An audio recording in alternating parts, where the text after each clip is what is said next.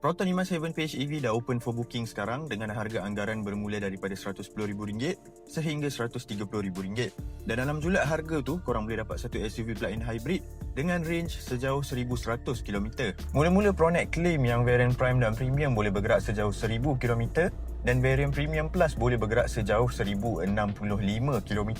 Tapi baru-baru ni mereka ada buat 25 hour live stream yang mana mereka bawa E-MAS 7 PHEV ni dari Penang ke Johor dan jarak perjalanan dia adalah 1,100 km dengan hanya satu tangki dengan satu cas yang penuh. Proton E-MAS 7 PHEV ini menggunakan EMI Advanced Hybrid Technology yang menggunakan kedua-dua petrol dan tenaga elektrik. Jadi apa sebenarnya PHEV ni? Di Malaysia kita ada banyak kenderaan hybrid. Ada mild hybrid, ada full hybrid, ada juga plug-in hybrid. Secara mudah, PHEV ni kita nak isi minyak boleh, nak charge pun boleh. Dan disebabkan tu, range kereta PHEV ni memang biasanya lebih jauh. Pronet panggil E-MAS 7 PHEV ni dual powered EV sebab kedua-dua enjin petrol dan motor elektrik boleh memacu roda kereta ni. Cuma untuk E-MAS 7 PHEV ni dia adalah EV first PHEV. Fungsi utama enjin adalah sebagai generator dan ia boleh memacu roda hadapan.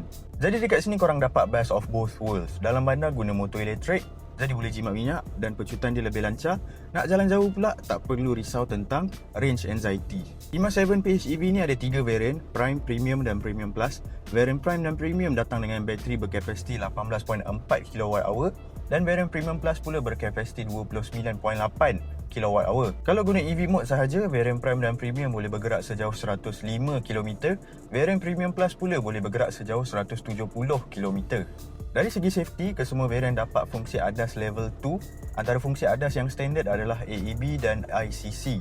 Untuk varian Premium dan Premium Plus ada penambahan blind spot detection dan rear collision warning. Tapi dari segi ciri yang ditawarkan, varian Prime pun dah cukup value for money dah. Kalau dibandingkan dengan pesaingnya di pasaran Malaysia, E-MAS 7 PHEV ni antara yang paling lengkap lah. Skrin infotainment 15.4 inchinya yang menyokong over-the-air update, Apple CarPlay dan Android Auto.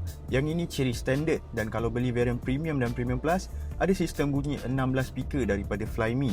Macam-macam lagi ada pada E-MAS 7 PHEV ni, jadi tak sempat nak senaraikan semuanya di sini. Jadi cepat-cepat book korang punya E-MAS 7 PHEV, pergi je dekat website Proton E-MAS dan 5,000 pelanggan pertama akan dapat rebate sebanyak RM500.